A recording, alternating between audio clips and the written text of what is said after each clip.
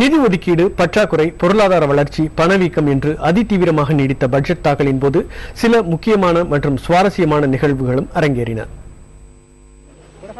மத்திய பொது பட்ஜெட்டை தாக்கல் செய்த அமைச்சர் சிதம்பரம் பாலியல் வன்கொடுமைக்கு பலியான டெல்லி மாணவியை நினைவுபடுத்தும் வகையில் நிர்பயா நிதியம் தொடங்குவதாக அறிவித்தார். அப்போது ஆளுங்கட்சி எதிர்க்கட்சி பேதமின்றி பெண் எம்பிக்கள் தங்களது வரவேற்பை தெரிவித்தனர்.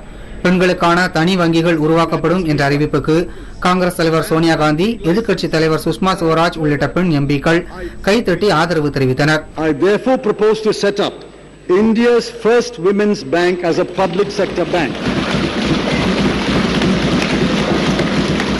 ரயில்வே பட்ஜெட் போன்று இன்று பெரிய அளவில் கூச்சல் குழப்பம் ஏதுமில்லை. நீதியமைச்சர் ப. சிதம்பரம் தமது உரையின் போது முக்கிய தலைவர்களின் கருத்துக்களை எடுத்துக் கூறினார். குறிப்பாக ஒரு நாட்டின் மிகப்பெரிய வளம் அந்நாட்டின் மக்கள்தான் என்ற நோபல் பரிசு பெற்ற பொருளாதார வல்லுநர் ஜோசப் ஸ்டிக்லிட்ஸின் கூற்றை உதாரணப்படுத்தி பேசினார். மேலும் பட்ஜெட் உரையை முடிக்கும் முன்பு திருக்குறளை வாசித்தார். I turn to my favorite poet, Saint Thiruvalluvar, who said, "Kalangadu kanda vinaikan, tulangadu தூக்கம் கடிந்து செயல்."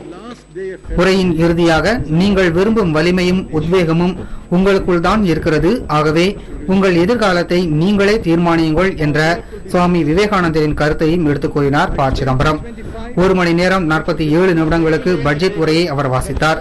8வது முறையாக மத்திய பட்ஜெட்டை அமைச்சர் ப. சிதம்பரம் தாக்கல் செய்வதை அவரது மனைவி, மகன் மற்றும் மருமகள் ஆகியோர் மாடத்தில் இருந்து பார்வையிட்டனர். மிக முக்கியமாக பட்ஜெட் தாக்கலின் போது பல எம்பிக்கள் கொட்டாவி விட்டனர். ஒரு சில எம்பிக்கள் உறங்கியே விட்டனர். புதிய தலைமுறைக்காக முருகப்பெருமாளுடன் சிவகுமார்.